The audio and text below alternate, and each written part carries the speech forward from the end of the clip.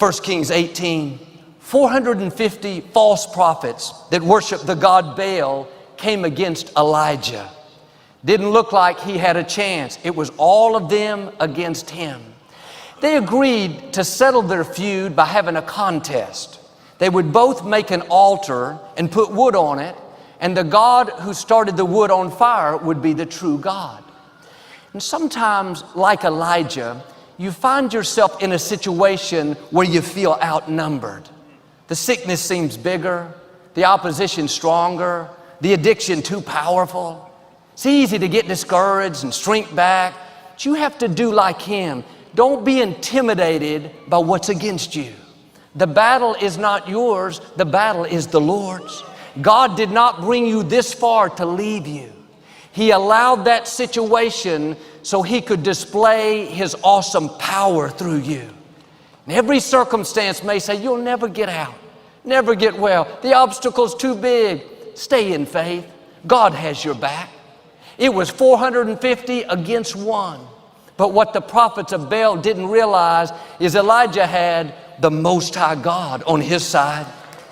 They built their altar, put the wood on it, started praying, dancing, begging, shouting hour after hour. Everyone watching, nothing happened.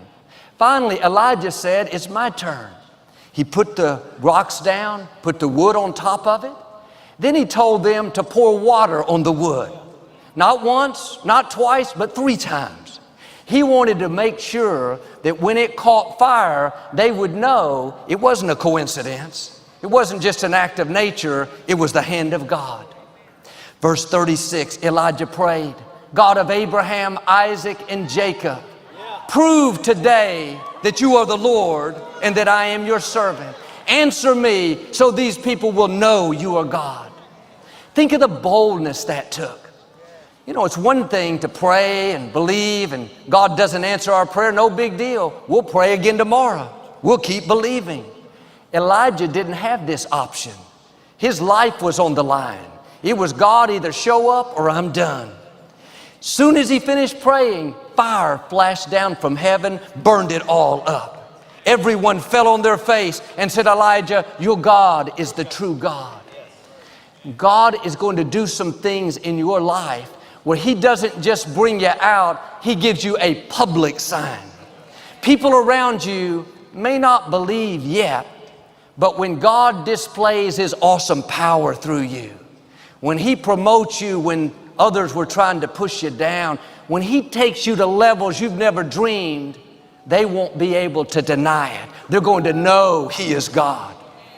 Elijah prayed, God, prove that you are the Lord and prove that I am your child. Now, God doesn't have to prove anything. He's God whether we believe it or not. But sometimes he will prove to other people that you are his child. When you face difficult situations, you feel outnumbered, the giant seems too big, if you'll do like Elijah and say in humility, God, prove that I'm your child. Free me from this addiction.